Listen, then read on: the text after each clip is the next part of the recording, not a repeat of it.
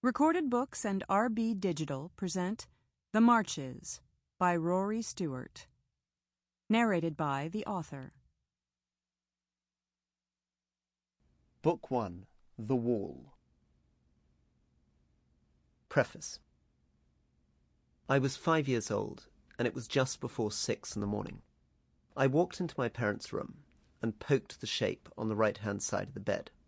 My father's head emerged. He rolled himself upright, retied his checked sarong, pushed his white hair flat on his head, and led me back out of the bedroom. Once we dressed, we marched to Hyde Park for fencing practice. Then we marched back to the house and laid out toy soldiers on the floor to reenact the Battle of Waterloo. The front line was the Highland Division. We'd painted the feathers on their bearskins red and their kilts green and black to show that they were the Black Watch. Behind them were the red coats of the English line. Our Dutch, Hanoverian, and Prussian allies were not represented. Then we had a shower. I admired the gash on the outside of his right thigh.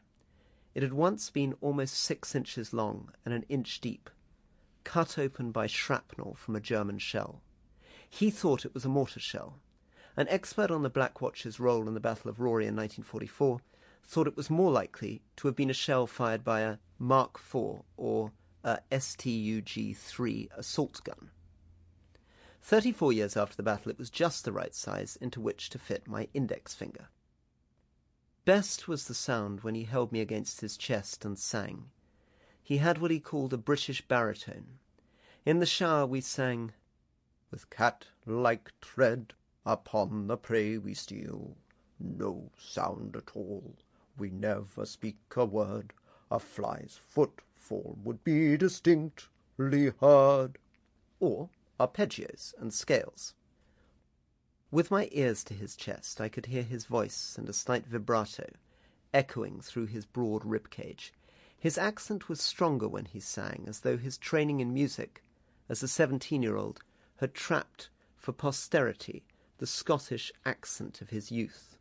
Ho, row the nut-brown maiden, ho, row the nut-brown maiden, ho, row, maiden, for she's the girl for me. That evening he was home early and had gone to the drawing-room to have a drink with my mother. This meant I could show him my plane. I had folded a piece of A4 paper in half, turned the corners in to make an arrowhead, flattened the edges for wings, and placed it, for the first time, on a landing strip. 2 felt-tip lines on a cardboard box. I did not normally spend much time in the drawing-room, as my father said, "Not fun for the adults, not fun for the children, not the right room." So I entered politely. My father, who was talking to my mother, smiled, put down his whiskey carefully to avoid marking the table, and received the plane. "How's the little flower?" he asked, kissing me on the head. But when he dropped the plane back into the cardboard box, it was clear from the position into which it fell that he had ignored my new runway. I was frustrated. Leaving again, I drew red, white, and blue RAF badges on the wings, twisted up the flaps, drew circles down the centre of the box to re-emphasize the runway, and returned to the drawing-room. My father looked at the plane again, very briefly, smiled, and gave it back. This time I left the drawing-room, closed the door, and wrote a note which said, "Because you would not look at my plane and runway, I am running away." I placed the note outside the door, with the plane neatly on its track, and went downstairs. When I heard my parents' footsteps on the landing, I hid behind the curtains in the dining room. Through a gap I saw them coming down, heading for the front door. In my father's right hand was the note and the cardboard box.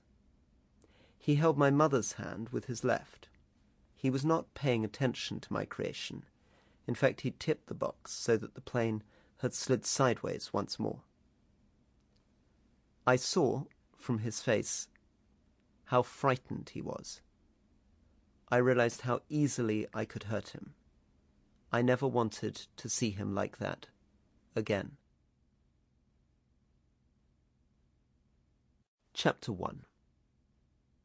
33 years later, in 2011, my father and I decided... Sample complete. Ready to continue?